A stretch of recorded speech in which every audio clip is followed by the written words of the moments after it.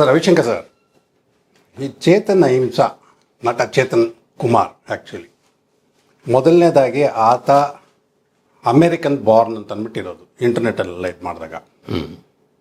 American citizenship ಇದ್ದು ಇಂಡಿಯಾದಲ್ಲಿ citizenship ಇಲ್ಲ ಅಂದರೆ ಏನಾಗತ್ತೆ? ಅಲ್ಲ, ಈಗ ಅದು OCI ಅಂತ ಒಂದು ಪ್ರಾವಿಷನ್ ಇದೆ ನಮ್ಮ ದೇಶದಲ್ಲಿ, ಅಂದರೆ ಓವರ್ಸೀಸ್ ಸಿಟಿಸನ್ ಆಫ್ ಇಂಡಿಯಾ ಅಂತ ಹೇಳಿ. ಅಂದರೆ ಆತ ಅಮೇರಿಕನ್ ಸಿಟಿಸನ್ ಆಗಿದ್ದರೂ ಸಹ ಆತ ಇಂಡಿಯನ್ ಆರಿಜಿನ್ ಪೇರೆಂಟ್ಸ್ಗೆ ಹುಟ್ಟಿರೋ ಕಾರಣದಿಂದ, ಇಂಡಿಯನ್ ಆರಿಜಿನ್ ಇರೋದ್ರಿಂದ ಆತ ಬಂದು ಭಾರತ ದೇಶದಲ್ಲಿ ವಾಸ ಮಾಡಬಹುದು. ಆದರೆ ಅದೇನು ಫ್ರೀ ಹೋಲ್ಡ್ ಅಲ್ಲ, ಅದು it is restricted conditional stay in India. ಅಂದರೆ ಯಾರು ಈ OCI ಮೇಲೆ ನಮ್ಮ ದೇಶದಲ್ಲಿ ಇರ್ತಾರೆ, ಅಂದರೆ ಬೇರೆ ದೇಶದವರು ಓವರ್ಸೀಸ್ ಸಿಟಿಸನ್ ಆಫ್ ಇಂಡಿಯಾ ಅಂತ ಒಂದು ಆ ಟ್ಯಾಗ್ ಮೇಲೆ ಯಾರು ಭಾರತ ದೇಶದಲ್ಲಿ ಇರೋಕ್ಕೆ ಅರ್ಹರಾಗಿರ್ತಾರೆ ಅವ್ರಿಗೆ ಕೆಲವು ರೆಸ್ಟ್ರಿಕ್ಷನ್ಸ್ ಇರುತ್ತೆ, ರೈಟ್ಸು ಇರುತ್ತೆ, ರೆಸ್ಟ್ರಿಕ್ಷನ್ಸು ಇರುತ್ತೆ. ಏನು ರೈಟ್ಸ್ ಏನಿರುತ್ತೆ? ರೈಟ್ಸ್ ಏನಂದರೆ ಅವರು ಎಲ್ಲಿ ಬೇಕಾದರೂ ಅಲ್ಲಿ ಓಡಾಡ್ಬೋದು, ಕಾನ್ಸ್ಟಿಟ್ಯೂಷನ್ ಕೊಟ್ಟಿರ್ತಕ್ಕಂಥ ಪ್ರತಿಯೊಂದು ರೈಟ್ಸು ಅವ್ರಿಗಿರುತ್ತೆ. ಆದರೆ ಅವ್ರಿಗೆ ಯಾವುದೇ ಒಂದು ಪ್ರೊಟೆಸ್ಟ್ ಮಾಡುವಂಥ ಹಕ್ಕಾಗಲಿ, ಅಥವಾ ಯಾವುದೇ ಒಂದು ಆರ್ಗನೈಸೇಷನ್ ಮಾಡುವಂಥ ಹಕ್ಕಾಗಲಿ, ಅಥವಾ ಪೊಲಿಟಿಕಲ್ ಎಂಡೇವರ್ಸು ತಗೊಳ್ಳೋಂಥ ಹಕ್ಕಾಗಲಿ, ಆ್ಯಂಟಿ ಸೋಷಿಯಲ್ ಆ್ಯಕ್ಟಿವಿಟೀಸ್ ಆ ಸೋಗಿನ ಕೆಳಗಡೆ ಪ್ರೊಟೆಸ್ಟ್ ಮಾಡೋಂಥ ಹಕ್ಕಾಗಲಿ ಅವ್ರಿಗೆ ಇರೋದಿಲ್ಲ. ಸೊ ಈ ರೆಸ್ಟ್ರಿಕ್ಟೆಡ್ ಸಿಟಿಸನ್ಶಿಪ್ ಅದು. ಯಾರೇ 6 ತಿಂಗಳು ಒಂದ್ಸತಿ ಹೋಗ್ಬಿಟ್ಟು ಬರಬೇಕಾ? ಇಲ್ಲ, ಆ ರೀತಿ ಏನಿಲ್ಲ, ಅದು ಎಕ್ಸ್ಟೆನ್ಷನ್ ಆಗ್ತಾ ಇರಬೇಕು. ಎಕ್ಸ್ಟೆನ್ಷನ್ ಆಗ್ತಾ ಇದ್ರೆ they can continue to say. ಬರೀ ಈ ಚೇತನ್ ಅಹಿಂಸಾಗೆ ಮಾತ್ರ ನಾನು ಹೇಳ್ತಾ ಇಲ್ಲ, ಜನರಲ್ಲಾಗಿ ಹೇಳ್ತಾ ಇರೋದು. ಸುಮಾರು ಜನ ಈ ಓವರ್ಸೀಸ್ ಸಿಟಿಸನ್ ಆಫ್ ಇಂಡಿಯಾ ಅನ್ನೋರು ನಮ್ಮ ದೇಶದಲ್ಲಿ ಇರ್ತಾರೆ. ಅಂದರೆ whoever has got Indian origin ಇರೋರು ನಮ್ಮ ದೇಶದಲ್ಲಿ ಇರ್ಬೋದು. ಆದರೆ that is not absolute citizenship ಅಲ್ಲ, ರೆಸ್ಟ್ರಿಕ್ಟೆಡ್ ಸಿಟಿಸನ್ಶಿಪ್. ಈಗ ನೀವು ಕೇಳಿದ್ರಿ ಚೇತನ್ ಅಹಿಂಸಾ ಬಗ್ಗೆ ಕೇಳಿದ್ರಿ. ಆತ ಇವಾಗ ನಾವು ಎಷ್ಟೊಂದು ನ್ಯೂಸ್ ರಿಪೋರ್ಟ್ಸಲ್ಲಿ ಮತ್ತು ಎಷ್ಟೊಂದು ಬೀಯಿಂಗ್ ಎ ಲಾಯರ್ ಅವ್ರ ಮೇಲೆ ಎಷ್ಟೊಂದು FIRಗಳು ಆಗಿದೆ, ಕೇಸ್ಗಳಾಗಿದೆ ಅನ್ನೋದ್ರ ಬಗ್ಗೆ ಸ್ವಲ್ಪ ತಿಳ್ಕೊಂಡಿದ್ದೀನಿ. ಸೊ ಅದೆಲ್ಲ ಅವ್ರು ಮಾಡೋಂಗೇ ಇಲ್ಲ. Is not suppose to involve in any activities, ಈ ಥರ ಪೊಲಿಟಿಕಲ್ ಆ್ಯಕ್ಟಿವಿಟೀಸು. ಅದು ಈ ದೇಶದ ಮೇಲೆ, ಭಾಷೆ ಮೇಲೆ ಮತ್ತು ಜಾತಿ ಮೇಲೆ ಒಬ್ರನ್ನೊಬ್ರನ್ನ ಎತ್ತಿಕಟ್ಟೋದು, that amounts to anti national activities. First of all is not a absolute citizen of India, ಅಲ್ವೇ ಅಲ್ಲ. ಆತಂದು ಇಂಡಿಯನ್ ಆರಿಜಿನ್ ಇದೆ ಅಷ್ಟೇ. ಅಲ್ಲ, ತಗೊಂಡವರು ಇಲ್ವೋ ಅನ್ನೋದು ನಮ್ಗೆ ಗೊತ್ತಿಲ್ಲ, ಅಲ್ಲಿ ಸಿಟಿಸನ್ ಇದನೋ ಇಲ್ವೋ ಅನ್ನೋದು ಗೊತ್ತಿಲ್ಲ ನಮಗೆ. ಹೌದು. ಸೊ ಇಲ್ಲಿ ಅಕಾರ್ಡಿಂಗ್ ಟು ದ ವಿಕಿಪೀಡಿಯಾ ಆದರೆ is born in US. Correct ಅಂತಿರೋದು. ಸೊ ಯಾವ ಸಿಟಿಸನ್ಶಿಪ್ ಬಾರ್ನ್ ಇನ್ US ಅಂದರೆ ಬೈ ಡಿಫಾಲ್ಟ್ ಆತ ಅಮೆರಿಕನ್ ಸಿಟಿಸನ್ ಆಗೋಗ್ತಾನೆ, ಆಗಿರ್ತಾರೆ. ಬೈ ಚಾನ್ಸ್ ಅಲ್ಲಿಂದ ಬಿಟ್ಟು ಇಲ್ಲಿ ಇಂಡಿಯಾಗೆ ಬಂದು ಚೇಂಜ್ ಆಗಿದೆ ಅಂದ್ಬಿಟ್ಟು ಯಾರು ಚೆಕ್ ಮಾಡಿಲ್ಲ. ಹೌದು, ಅದು ಸರ್ಕಾರದ ಜವಾಬ್ದಾರಿ. ಅದು ಇಂಥ ಸಂದರ್ಭದಲ್ಲಿ ಸರ್ಕಾರಕ್ಕೆ ತುಂಬ ಇದು ಸೂಕ್ಷ್ಮತೆ ಅಂತ ವಿಷಯ ಆಗಿರೋದ್ರಿಂದ ಸರ್ಕಾರ ಜವಾಬ್ದಾರಿ ತಗೊಂಡು ಆತನ ಸಿಟಿಸನ್ಶಿಪ್ ಏನಿದೆ, ಆ ಒಂದು extension, this overseas citizen of India extension ಆಗಿದೆಯಾ ಇಲ್ವಾ, ಆತ ಇಂಡಿಯನ್ ಸಿಟಿಸನ್ ಆಗಿ ಅರ್ಹನಾ, ಆತನಿಗೆ ಇಂಡಿಯನ್ ಸಿಟಿಸನ್ ಕೊಟ್ಟಿದ್ದಾರಾ ಅನ್ನೋದನ್ನ ಅವರು ಖಾತ್ರಿ ಮಾಡ್ಕೊಳ್ಬೇಕು. ಮತ್ತು ಅದ್ರ ಬಗ್ಗೆ ಅವರು ಕಾನೂನು ಪ್ರಕಾರ ಕ್ರಮ ತಗೊಳ್ಬೇಕಾಗತ್ತೆ. ಅದು ಸರ್ಕಾರದ ಜವಾಬ್ದಾರಿ ಆಗುತ್ತೆ ಪೂರ್ತಿಯಾಗಿ. ಈಗ ಬೈ ಚಾನ್ಸ್ ಆತನಿಗೆ ಇಂಡಿಯನ್ ಸಿಟಿಸನ್ ಇಲ್ಲ ಅನ್ನೋದಾದರೆ ಆಧಾರ್ ಕಾರ್ಡು ಇವೆಲ್ಲ ಕೊಡ್ಬೋದಾ? ಆಧಾರ್ ಕಾರ್ಡ್ ಬಂದು ಸಿಟಿಸನ್ಶಿಪ್ ಪ್ರೂಫ್ ಅಲ್ಲ. ಎಲ್ಲ ಬಾಂಗ್ಲಾದೇಶದಿಂದ ಬಂದಿರೋರಿಗೆಲ್ಲರಿಗೂ ಆಧಾರ್ ಕಾರ್ಡ್ಗಳು ಕೊಟ್ಟಿದ್ದಾರೆ. ಆ ಕಾರಣದಿಂದ ಆಯ್ತು ಅಮೆರಿಕ ಬಂದಿರೋದ್ರಿಂದ ಆಧಾರ್ ಕಾರ್ಡ್ ತೊಗೊಂಡ್ರೆ ಅದು Aadhaar card is not A citizenship proof, it is only identity proof. So ಆ ಕಾರಣದಿಂದ ಚೇತನ್ಗೆ ಆಧಾರ್ ಕಾರ್ಡ್ ಇರೋದು ಏನು ಅಷ್ಟೇನು ಇದೇನಾಗೋದಿಲ್ಲ. ದಟ್ ಇಸ್ ನಾಟ್ ಇಂಡಿಯನ್ ಅನ್ನೋದಕ್ಕೆ ಆಧಾರ್ ಕಾರ್ಡ್ ಅಲ್ಲ. ಡ್ರೈವಿಂಗ್ ಲೈಸೆನ್ಸ್ ಯಾವುದು ಅಲ್ಲ. ಆತನಿಗೆ ವೋಟಿಂಗ್ ರೈಟ್ಸ್ ಇರಬೇಕು. ಮತ್ತು ಆತ ಬಂದ್ಬಿಟ್ಟು ರೆಸಿಡೆನ್ಸ್, ಅಂದರೆ ಇಷ್ಟು ವರ್ಷ ಆತ ಭಾರತ ದೇಶದಲ್ಲಿ ಇದ್ದು ಸಿಟಿಸನ್ಶಿಪ್ಗೆ ಅಪ್ಲೈ ಮಾಡಿಕೊಂಡು ಆ ಇನ್ನೊಂದು ಸಿಟಿಸನ್ಶಿಪ್ನ ಸರೆಂಡರ್ ಮಾಡಿ ಇಲ್ಲಿನ ಸಿಟಿಸನ್ಶಿಪ್ ತೊಗೊಳ್ಬೇಕು. ವೋಟಿಂಗ್ ರೈಟ್ಸ್ ಇರೋಲ್ಲ. ವೋಟಿಂಗ್ ರೈಟ್ಸ್ ಇರೋದಿಲ್ಲ. If he is American citizen, he will not have voting rights in India. Not only voting rights, he is not supposed to participate in any of these agitations. ಅದು ಇದರಲ್ಲಿ ಹೆಂಗೆ participate ಮಾಡ್ತಾರೆ, ಅದು controversial ಇರುವಂಥದ್ದು. ಮತ್ತು ಬೇಕು ಅಂತ ಪ್ರಚೋದನಕಾರಿ ಹೇಳಿಕೆ ಕೊಡುವಂಥದ್ದು ಮಾಡೋ ಅಧಿಕಾರನೂ ಇಲ್ಲ, ಅದ್ರ ಹಕ್ಕೂ ಇಲ್ಲ. ಮತ್ತು ಆತ ಮಾಡ್ತಾ ಇರೋದ್ರಲ್ಲಿ ಇದ್ರಿಗೆ ಏನು ಮಾಡಿದ್ರೆ ಎಲ್ಲ ಕಾನೂನು ವಿರುದ್ಧನೇ ಆಗುತ್ತೆ. ಈಗ ಇನ್ನೊಂದು ವಿಷಯ ಬರ್ತಾ ಇದೆ, ಚೇತನ್ ಅವರು ಯಾವಾಗಲೂ ಅಂಬೇಡ್ಕರ್ನ ಫಾಲೋ ಮಾಡ್ಕೊಂಡು ಹೋಗ್ತಾ ಇರ್ತಾರೆ ಅಂತ ಅಂದ್ಬಿಟ್ಟು ಅವ್ರು ಹಾಕಿರೋ ಪೋಸ್ಟಲ್ಲೇ ಪೆರಿಯಾರ್ ಫೋಟೋ ಕಾಣ್ತಾ ಇರುತ್ತೆ. ಏನಂತ ಅರ್ಥ ಅದು? ನೋಡಿ, ಇದು ಡೀಪ್ ಸಬ್ಜೆಕ್ಟ್ ಇದು. ಈಗ ಏನಾಗುತ್ತೆ, ಅಂಬೇಡ್ಕರ್ ಬಂದು ಈಸ್ ಅ ನ್ಯಾಷನಲಿಸ್ಟ್. ನಮ್ಮ ದೇಶಕ್ಕೆ ಕಾನ್ಸ್ಟಿಟ್ಯೂಷನ್ ಕೊಡುಗೆ ಕೊಟ್ಟಂತಹ ಮಹಾನ್ ವ್ಯಕ್ತಿ, ಭಾರತ ರತ್ನ ಡಾಕ್ಟರ್ BR ಅಂಬೇಡ್ಕರ್. ಅವ್ರ ಬಗ್ಗೆ ಇಡೀ ಭಾರತ ದೇಶ ಗೌರವ ಇಟ್ಕೊಂಡಿರುತ್ತೆ. ಈ ಪೆರಿಯಾರ್ ಅಂತ ಯಾರಿದ್ದಾರೆ ಅವ್ರು ಬಂದ್ಬಿಟ್ಟು is an anti national, legally established anti national. ಹೇಗೆ ಆತ ಆ್ಯಂಟಿ ನ್ಯಾಷನಲ್ ಅಂತ ಹೇಳಿದ್ರೆ, ಅಂಬೇಡ್ಕರ್ಗೂ ಪೆರಿಯಾರ್ಗೂ ಯಾವತ್ತೂ ಆಗ್ತಾ ಇರಲಿಲ್ಲ. ಇಬ್ಬರು ತದ್ವಿರುದ್ಧ, quite opposites, diametrically opposite in direction ಅಂತ ಹೇಳ್ಬೋದು. ವಿರುದ್ಧ. ಯಾವ ರೀತಿ ವಿರುದ್ಧ ಅಂತ ನೀವು ಕೇಳಿದ್ರೆ, ನೋಡಿ, ಕಾನ್ಸ್ಟಿಟ್ಯೂಷನ್ ಕೊಡುಗೆ ಕೊಟ್ಟವರು ಡಾಕ್ಟರ್ BR ಅಂಬೇಡ್ಕರ್. ಭಾರತ ದೇಶ ಒಂದಾಗಿರಬೇಕು ಅಂತ ಶ್ರಮ ಪಟ್ಟವರು ಡಾಕ್ಟರ್ BR ಅಂಬೇಡ್ಕರ್. ಆ ಕಾನ್ಸ್ಟಿಟ್ಯೂಷನ್ನ ಸುಟ್ಟಾಕಿದವರು ಪೆರಿಯಾರ್. ಅಂಬೇಡ್ಕರ್ ವಾದನ ಒಪ್ಪದೇ ಇರೋರು ಪೆರಿಯಾರ್. ಸಾವಿರಾರು ಜನ ಈ ಇಂಡಿಯನ್ ಕಾನ್ಸ್ಟಿಟ್ಯೂಷನ್ನ ಸುಟ್ಟಾಕೋದಕ್ಕೆ ಪ್ರಚೋದನೆ ಕೊಟ್ಟಂಥವ್ರು ಪೆರಿಯಾರ್. ತಮಿಳುನಾಡು ಭಾರತ ದೇಶದಲ್ಲೇ ಇರಬಾರ್ದು, ಇದು ಸಪ್ರೇಟಾಗಿ ಆಗಬೇಕು ಅಂತ ಇದ್ದವರು Periyar. Is a separatist, anti national. ಸಪ್ರೇಟಿಸ್ಟ್ನ ನಾವೇನಂತ ಕರಿಬೇಕಾಗತ್ತೆ? ಸಪ್ರೇಟಿಸ್ಟ್ನ ನಾವು ಆ್ಯಂಟಿ ನ್ಯಾಷನಲ್ ಅಂತಲೇ ಕರಿಬೇಕಾಗತ್ತೆ. ಸೊ ಆ ಕಾರಣದಿಂದ ಯಾರಾದರೂ ಆಗಲಿ, ನಟ ಚೇತನ್ ಆದರೂ ಆಗಲಿ ಅಥವಾ ಬೇರೆ ಯಾರೇ ಆಗಲಿ, ಅಂಬೇಡ್ಕರ್ ಮತ್ತು ಪೆರಿಯಾರ್ ಇಬ್ಬರದು ಫೋಟೋ ಹಿಂದೆ ಇಟ್ಕೊಂಡು ಬಂದರೆ ಅಂದರೆ ಅವರು ಸಮಾಜನ ಮೋಸ ಮಾಡ್ತಾ ಇದ್ದಾರೆ, ಸಮಾಜನ ದಿಕ್ ತಪ್ಪಿಸ್ತಾ ಇದ್ದಾರೆ. ಪೆರಿಯಾರ್ಗೂ ಅಂಬೇಡ್ಕರ್ಗೂ ಇದ್ದಂತಹ ಒಂದು ಏನಿದೆ ಆ ಡಿಫ್ರೆನ್ಸಸ್ಸು ಮತ್ತು ಕ್ವೈಟ್ ಅಪೋಸಿಟ್ಸ್, ಇಬ್ಬರು ಕ್ವೈಟ್ ಅಪೋಸಿಟ್ಸ್. ಈಗ ಅವ್ರದೇ ಹಾಕಿರೋ ಪೋಸ್ಟ್ಗಳಲ್ಲಿ, ಇನ್ಸ್ಟಾಗ್ರಾಮ್ ಪೋಸ್ಟಲ್ಲಿ ಪ್ರತಿಯೊಬ್ಬರಿಗೂ ಯಾವುದೇ ಅಭಿಪ್ರಾಯವನ್ನು ಖಂಡಿಸುವ ಹಕ್ಕಿದೆ, ಆದರೆ ಅಭಿವ್ಯಕ್ತಿಯನ್ನು ತಡೆಯುವ ಹಕ್ಕು ಯಾರಿಗೂ ಇಲ್ಲ, ತಂದೆ ಪೆರಿಯಾರ್ ಅಂತ ಹೇಳ್ತಾರೆ.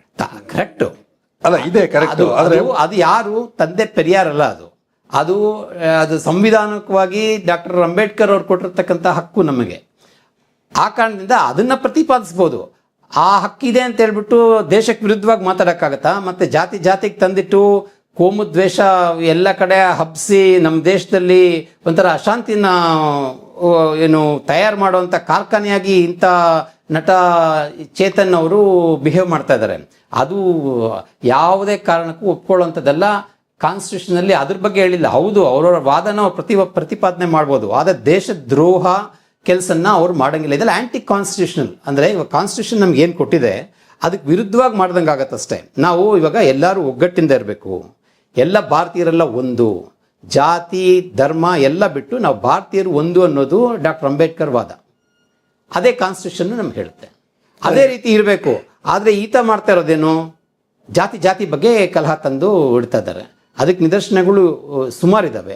ಇಲ್ಲಿ ನೋಡಿ, ಇದು ಯಾವಾಗಾಗಿರೋದು, ಇದು FIR ನೋಡಿ 2021 ನೋಡಿ, FIR against actor Chetan for remarks on Brahmins. ಅದು ಬ್ರಾಹ್ಮಿನ್ಸ್ ಆದರೂ ಇರಲಿ, ಬೇರೆ ಯಾವುದೇ ಜಾತಿ ಆದರೂ ಆಗಿರಲಿ, ಹೂ ಇಸ್ ಇವ್ರು ಹೆಂಗೆ ಅದರ ರಿಮಾರ್ಕ್ಸ್ ಮಾಡ್ತಾರೆ? ಬ್ರಾಹ್ಮಿನ್ನಲ್ಲಿ ಯಾವುದೋ ಒಬ್ಬ ಇಂಡಿವಿಜುವಲ್ ಅಥವಾ ಯಾವುದೇ ಒಂದು ಜಾತಿನಲ್ಲಿ ಯಾವುದೋ ಇಂಡಿವಿಜುವಲ್ ಒಬ್ಬ ಕ್ರಿಮಿನಲ್ ಇರ್ಬೋದು ಅಥವಾ ಒಬ್ಬ ದೇಶದ್ರೋಹಿ ಇರ್ಬೋದು, ಅವ್ರಿಗೆ ಸ್ಪೆಸಿಫಿಕ್ ಆಗಿ ಈತ ಹೇಳಬೇಕೆ ಹೊರತು ಎಲ್ಲ ಒಂದು ಇಡೀ ಒಂದು ವ್ಯವಸ್ಥೆನ, ಒಂದು ಕಮ್ಯುನಿಟಿನ ಬಂದ್ಬಿಟ್ಟು ಟಾರ್ಗೆಟ್ ಮಾಡೋದು ಕಾನ್ಸ್ಟಿಟ್ಯೂಷನಲ್ ರೈಟ್ಸೇ ಇಲ್ಲ. ಈತ ಬಂದ್ಬಿಟ್ಟು anti constitutional. Because is anti constitutional, is anti national ಅನ್ನುವಂಥ ಒಂದು ಪದನ ಬಳಕೆ ಮಾಡೋದು ತಪ್ಪಾಗಲ್ಲ ಅಂತ ನನಗೆ ಅನ್ಸುತ್ತೆ. ಯಾಕೆಂದರೆ ಇವ್ರು ಪೆರಿಯಾರ್ ಏನು ತತ್ವ ಇದೆ ಅದನ್ನು ಪಾಲಿಸ್ಕೊಂಡು ಬರ್ತಾ ಇರೋರು. ಪೆರಿಯಾರ್ ತತ್ವ ಇವ್ರು ಪಾಲಿಸ್ಬೇಕಾದ್ರೆ ಇವ್ರು ಪೆರಿಯಾರ್ನ ಒಪ್ಕೊಂಡಿದ್ದಾರೆ ಅಂತ ಅರ್ಥ ಆಯಿತು. ಯಾರು? ಚೇತನ್ ಅಹಿಂಸಾ ಅವರು ಪೆರಿಯಾರ್ ತತ್ವನ ಒಪ್ಕೊಂಡಿದ್ದಾರೆ. ಪೆರಿಯಾರ್ ತತ್ವ ಏನು? ಬೇಸಿಕ್ ಆಗಿ ಏನದು? Anti constitutional, anti Ambedkar, anti national. ಅಂದರೆ ಸಪ್ರೇಟಿಸ್ಟ್. ನಮ್ಮ ದೇಶದಿಂದ ಸಪ್ರೇಟಾಗಿ ಹೋಗಬೇಕು ಅಂತ ಕೇಳಿದವರು ಅವರು. ಅದಕ್ಕೆ ಅಂತ ಅವ್ರು ಹೋರಾಟ ಮಾಡಿದವರು, ಅದಕ್ಕೆ ಅಂತ ಜನನ ಸಂಘರ್ಷ ಮಾಡಿದವರು, ಅದಕ್ಕೆ ಅಂತ ಹೇಳಿ ಸರ್ಕಾರದ ವಿರುದ್ಧ, ಭಾರತ ಸರ್ಕಾರದ ವಿರುದ್ಧ ತಿರುಗಿ ಬಿದ್ದವರು. ಆತನ ತತ್ವನ ಪಾಲಿಸ್ತಾ ಇರಬೇಕಾದ್ರೆ ಈತ ಹೇಗೆ ನ್ಯಾಷನಲ್ ಆಗಕ್ಕಾಗತ್ತೆ? ಈತ ಹೇಗೆ ಅಂಬೇಡ್ಕರ್ ವಾದನ ಒಪ್ಕೊಂಡಂಗೆ ಆಗುತ್ತೆ? ಈತ ಹೇಗೆ ಕಾನ್ಸ್ಟಿಟ್ಯೂಷನ್ ಮರ್ಯಾದೆ ಕೊಟ್ಟಂಗೆ ಆಗುತ್ತೆ? ಈತ ಹೇಗೆ ಕಾನ್ಸ್ಟಿಟ್ಯೂಷನಲ್ ಪ್ರಾಡಕ್ಟ್ ಆಗ್ತಾರೆ? ಈತ ಹೇಗೆ ಅಂಬೇಡ್ಕರ್ ರೆಸ್ಪೆಕ್ಟ್ ಕೊಡ್ತಾರೆ ಅಂತ ನಾವು ನಂಬಕ್ಕಾಗತ್ತೆ? ಬರೀ 2 ಫೋಟೋಗಳು ಇಟ್ಬಿಟ್ಟು, ಈ ಕಡೆ ಅಂಬೇಡ್ಕರ್ ಫೋಟೋ ಇಟ್ಟು ಈ ಕಡೆ ಪೆರಿಯಾರ್ ಫೋಟೋ ಇಟ್ಬಿಟ್ರೆ ಜನಗಳನ್ನ ಮಿಸ್ಲೀಡ್ ಮಾಡಿಬಿಟ್ರೆ ಆಗೋದಿಲ್ಲ ಹತ್ರ. ಸೊ ಆ ಕಾರಣದಿಂದ ಈತ ಏನು ಇನ್ವಾಲ್ವ್ ಆಗ್ತಾ ಇದ್ದಾರೆ, ಇದು ಒಂದೊಂದು ಗುಂಪಿನ, ಜಾತಿನ, ಧರ್ಮದ ಮುಖಾಂತರ ಹೊಡಿಬೇಕು, ಒಬ್ರಿಗೊಬ್ರು ಕಲಹ ತಂದಿಡಬೇಕು ಅಂತ ಒಂದು ದೃಷ್ಟಿಕೋನದಲ್ಲಿ ಇಟ್ಕೊಂಡು ಮಾತಾಡ್ತಾ ಇರೋಂಥ ಮಾತುಗಳು ಅಂತ ನನ್ನ ಅನಿಸಿಕೆ. ಬಟ್ ಅವರು ಪೋಸ್ಟ್ಗಳಲ್ಲಿ ಹಾಕೊಳ್ಳೋದೇನು ಅಂದರೆ, ನಮ್ಮ ಸಮಾನತಾವಾದಿ ಆದರ್ಶ ಈರೋಡ್ ವೆಂಕಟಪ್ಪ ರಾಮಸ್ವಾಮಿ 1979 ಸೆಪ್ಟೆಂಬರ್ 17 ಚಿತ್ರದುರ್ಗದಲ್ಲಿ ಜನಿಸಿದ್ರು ಅಂತ ಅಂದ್ಬಿಟ್ಟು. ಅವರು ಜಾತಿ, ಲಿಂಗ, ಭಾಷೆ, ಆಧ್ಯಾತ್ಮಿಕ ಇತ್ಯಾದಿ ಸೇರಿದ ಎಲ್ಲ ಅನ್ಯಾಯಗಳ ವಿರುದ್ಧ ಹೋರಾಡಿದರು. ಅವ್ರು ಹಾಕಿರೋ ಪೋಸ್ಟ್ ಇದು, ಅವರು ವಿಶಾಲಿರೋದು. ಅಣ್ಣೆ ಮೀನಂಬಲೆ ಅವರು ಪೆರಿಯಾರ್ ಹಿರಿಯ ಮತ್ತು ತಿಳುವಳಿಕೆ ವ್ಯಕ್ತಿ ಎಂದು ಹೆಸರಿಸಿದರು. ನಾವೆಲ್ಲರೂ ತಂದೆ ಪೆರಿಯಾರನ್ನು ಅಧ್ಯಯನ ಮಾಡಬೇಕು ಅಂತ ಹೇಳ್ತಾರೆ. ಸರ್, ಇವರು ಪೆರಿಯಾರ್ನ ಇವರು ಅಧ್ಯಯನ ಮಾಡಬೇಕು ಅಂತ ಹೇಳ್ತಾರೆ. ನಮ್ಮ ದೇಶ ಈಗಾಗಲೇ ಅಧ್ಯಯನ ಮಾಡಿದೆ. ಅವರು ಅಂಬೇಡ್ಕರ್ ಅವರು ಫೋಟೋಗಳನ್ನ ಸುಟ್ಟಿದ್ದು ಸುಳ್ಳ? It's a part of history, recorded history.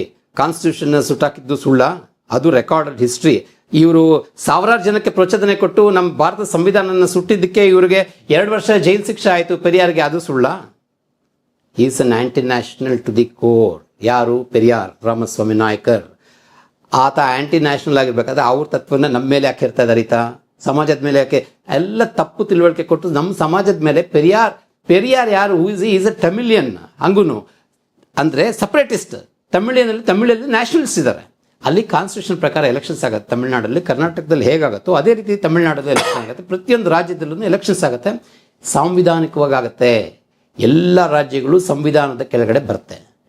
So ಹಾಗಿರ್ಬೇಕಾದ್ರೆ ನಾವು ಸಾಂವಿಧಾನಿಕವಾಗಿ ಡಾಕ್ಟರ್ ಅಂಬೇಡ್ಕರ್ ಕೊಟ್ಟಂಥ ಈ ಸಂವಿಧಾನನ ನಮ್ಮ ದೇಶ ಒಪ್ಕೊಂಡು ಅದ್ರ ಕೆಳಗಡೆ ನಾವು ನಡ್ಕೊಂಡು ಬರ್ತಾ ಇದ್ದೀವಿ. ಅದನ್ನ ಪರಿಪಾಲನೆ ಮಾಡ್ಕೊಂಡು ಬರ್ತಾ ಇದ್ದೀವಿ. ಇವರು ಪೆರಿಯಾರ್ ತತ್ವನ ಓದಿ ಅಂತ ಏನು ಹೇಳ್ತಾ ಇದ್ದಾರೆ ಇವ್ರ ಸಮಾಜಕ್ಕೆ? ಕರ್ನಾಟಕ ಸಪ್ರೇಟ್ ಕೇಳಬೇಕು ಅಂತ ಹೇಳ್ತಾ ಇದ್ದಾರಾ? ತಮಿಳ್ನಾಡು ಕೇಳ್ತಾರ? ಸಂವಿಧಾನ ಸುಟ್ಟಾಕ್ಬೇಕು ಅಂತ ಇವ್ರೆಲ್ಲರೂ ಹೇಳ್ಕೊಡ್ತಾ ಇದ್ದಾರಾ? ಆಗತ್ತಾ ಅವ್ರಿಗೆ? ಎಷ್ಟು ದಿನ ಅಂತ ಹತ್ರ ಮಿಸ್ಲೀಡ್ ಮಾಡ್ಕೊಂಡು ಬರ್ತಾರೆ? ಎಷ್ಟು ದಿನ ಅಂತ ಸಮಾಜನ ಅವರು ದಿಕ್ಕು ತಪ್ಪಿಸಿ ಪೆರಿಯಾರ್ ತತ್ವ ಒಪ್ಕೊಳ್ಳಿ ಅಂತ ಹೇಳ್ತಾರೆ? ಪೆರಿಯಾರ್ ತತ್ವನ ನಾವು ಹೇಗೆ ಒಪ್ಕೊಳ್ಳೋಕ್ಕಾಗತ್ತೆ? ಭಾರತೀಯರು ಪೆರಿಯಾರ್ ತತ್ವನ ಹೇಗೆ ಒಪ್ಕೊಳ್ಳೋಕ್ಕಾಗತ್ತೆ? ಅವ್ರ ತತ್ವನೇ ನಾನು ಬೇರೆ ಹೋಗ್ಬೇಕು, ನಮ್ದು ತಮಿಳ್ನಾಡು ನಮ್ಮ ದೇಶದಲ್ಲಿ ಇರಬಾರ್ದು ಅಂತ ಇರೋ ತತ್ವನ ನಾವು ಹೇಗೆ ಒಪ್ಕೊಳ್ಳೋಕ್ಕಾಗತ್ತೆ? ಈಗ ಅವ್ರ ಆಫೀಸಲ್ಲಿ ಕಾಣೋ 2 ಫೋಟೋ ಇನ್ನು ಆನ್ಲೈನ್ ಸಿಗುವಂಥದ್ದು. ಒಂದ್ ಕಡೆ ಅಂಬೇಡ್ಕರ್ ಫೋಟೋ ಇರುತ್ತೆ, ಒಂದ್ ಕಡೆ ಪೆರಿಯಾರ್ ಫೋಟೋ ಇರುತ್ತೆ. ಹೌದು. ಇವ್ರು ಏನ್ ಹೇಳಕ್ ಹೊರಡ್ತಾ ಇದ್ದಾರೆ? ಒಂದು, ಈಗ ಪೆರಿಯಾರ್ ಫೋಟೋ ಇಟ್ಕೊಂಡು ಅವ್ರೇನು ಕೆಲಸ ಮಾಡೋಕ್ಕಾಗಲ್ಲ.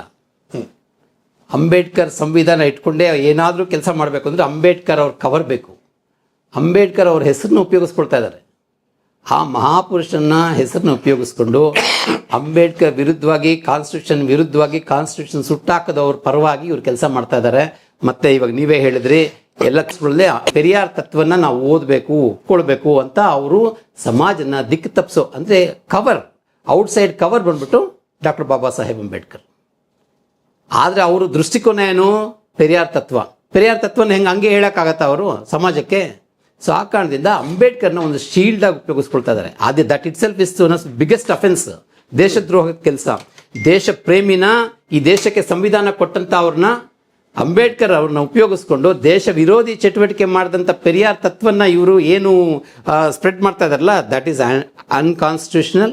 ಅದನ್ನು ಒಪ್ಕೊಳ್ಳೋದಕ್ಕೆ ಸಾಧ್ಯನೇ ಇಲ್ಲ. ಇದ್ರ ಬಗ್ಗೆ ನನ್ನ ಇದ್ರ ಪ್ರಕಾರ ಪೊಲೀಸ್ ಅವರು ಸುಮುಟ ಕೇಸ್ ಹಾಕ್ಬೇಕಿಂತ ಅವ್ರ ಮೇಲೆ. ಏನಕ್ಕೆ ಒಬ್ರು ಕಂಪ್ಲೇಂಟ್ ಕೊಡೋ ಥರ ಕಾಯ್ತಾ ಇರಬೇಕು? ಒಬ್ರು ಕಂಪ್ಲೇಂಟ್ ಕೊಡೋದಕ್ಕೆ ಏನಕ್ಕೋಸ್ಕರ ಸರ್ಕಾರಗಳು ಕಾಯಬೇಕು? ಪೆರಿಯಾರ್ ತತ್ವನ ಒಪ್ಕೊಳ್ಳಿ ಅಂತ ಅವ್ರು ಹೇಳಿದ ತಕ್ಷಣ ಎತ್ಕೊಂಡೋಗಿ ಇವ್ರನ್ನ ಒಳಗಡೆ ಹಾಕ್ಬೇಕಾಗಿತ್ತು. ಏನಕ್ಕೆ ಹಾಕ್ತಾ ಇಲ್ಲ ಇವರು? ಇವಾಗ ಕರ್ನಾಟಕ ಸರ್ಕಾರ ಇವ್ರು ಏನು ಯಾವಾಗ ಈ ಅಹಿಂಸಾ ಚೇತನ್ ಪೆರಿಯಾರ್ ತತ್ವನ ಒಪ್ಕೊಳ್ಬೇಕು ಅಂತ ಹೇಳಿ ಸಮಾಜದ ಮೇಲೆ ಇವರು ಪ್ರಭಾವ ಬೀಳ್ತಾ ಇರಬೇಕಾದ್ರೆ ಸರ್ಕಾರ ಸುಮುಟ ಕೇಸ್ ತಗೊಳ್ಬೇಕು. ಪೆರಿಯಾರ್ ಯಾರು ಅನ್ನೋದು ಫಸ್ಟ್ ತಿಳ್ಕೊಳ್ಬೇಕು. ಇದೆಲ್ಲರಿಗೂ ಹೇಳ್ತಾ ಇದ್ದೀನಿ ನಾನು. ಪೆರಿಯಾರ್ ಬಂದು ತಮಿಳುನಾಡು ಸಪರೇಟ್ ಆಗಬೇಕು, ನಮ್ಮ ದೇಶದಲ್ಲಿ ನಾವು ಇರೋದಕ್ಕೆ ಆಗೋದಿಲ್ಲ, ಈ ಸಂವಿಧಾನದ ಕೆಳಗಡೆ ನಾವು ಕೆಲಸ ಮಾಡೋಕ್ಕೆ ಆಗೋದಿಲ್ಲ, ನಾವು ಬೇರೆ, ನಮ್ಮ ದೇಶ ಬೇರೆ ಅಂತ ಏನು ವಿಷ ಬೀಜ ಬಿತ್ತಿದಂಥ ವ್ಯಕ್ತಿ ಪೆರಿಯಾರ್. ಆ ಕಾರಣದಿಂದ ಪಾಕಿಸ್ತಾನಲ್ಲಿ ದಲಿತ ಹೆಣ್ಮಕ್ಳನ್ನ ರೇಪ್ ಮಾಡಿ, ದಲಿತರನ್ನೆಲ್ಲ ಸುಟ್ಟಾಕಿ, ಅವ್ರನ್ನೆಲ್ಲ ಫೋರ್ಸ್ಫುಲ್ಲಾಗಿ ಕನ್ವರ್ಟ್ ಮಾಡಿದಾಗ ಇದೇ ಪೆರಿಯಾರ್ ಬಂದು ಅವರು ಸಪೋರ್ಟ್ ಮಾಡಿದ್ರು. ಅಂದರೆ ಅಂದ್ಕೊಳ್ಳಿ, ಏನು ಅವ್ರ ಆಲೋಚನೆಗಳೇನು, ಅವ್ರ ಮನಸ್ಸಿನ ಆಲೋಚನೆಗಳೇನು. ಇದು ಹಿಸ್ಟ್ರಿ. ಪಾಕಿಸ್ತಾನದಲ್ಲಿ ಏನಾಯಿತು, ಭಾರತ ದೇಶ ವಿಭಜನೆ ಆದಾಗ, ಇಂಡಿಯಾ ಪಾಕಿಸ್ತಾನ ಆದಾಗ ಪಾಕಿಸ್ತಾನದಲ್ಲಿರತಕ್ಕಂಥ ದಲಿತರಿಗೆ ತುಂಬ ಕಷ್ಟ ಆಯಿತು. ಅಲ್ಲಿ ಹಿಂದೂಸಲ್ಲಿ ಮೆಜಾರಿಟಿ ಇದ್ದವ್ರು ದಲಿತ್ಸು. ಆಗಿದ್ದು ಸುಮಾರು 26% ಇದ್ದಂಥ ಹಿಂದೂಸು ಈಗ 0.1% ಆಗಿದ್ದಾರೆ.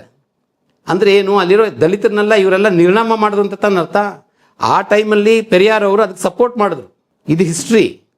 ಸೊ ಇಂಥವ್ರನ್ನ ನೀವು ಹೇಗೆ ಇಂಥವ್ರ ತತ್ವನ ಒಪ್ಕೊಳ್ಳಿ ಅಂತ ಇವರು ಅಹಿಂಸಾ ಚೇತನ್ ಅವ್ರು ಏನು ಹೇಳ್ತಾರೆ? ಇದರಿಂದ ಏನು ಹುನ್ನಾರ ಇದೆ? ಇದ್ರ ಬಗ್ಗೆ ಸರ್ಕಾರ ಗಮನ ಕೊಡಬೇಕಾ ಬೇಡವಾ? ಸರ್ಕಾರ ಬಂದು ನಟ ಚೇತನ್ ಅವ್ರನ್ನ ಆಂಟಿ ನ್ಯಾಷನಲ್ ಆಕ್ಟಿವಿಟೀಸ್ ಕೆಳಗಡೆ ಅವ್ರನ್ನ ಈ ಮಸ್ಟ್ ಬಿ ಅರೆಸ್ಟ್ ಮಾಡಬೇಕು.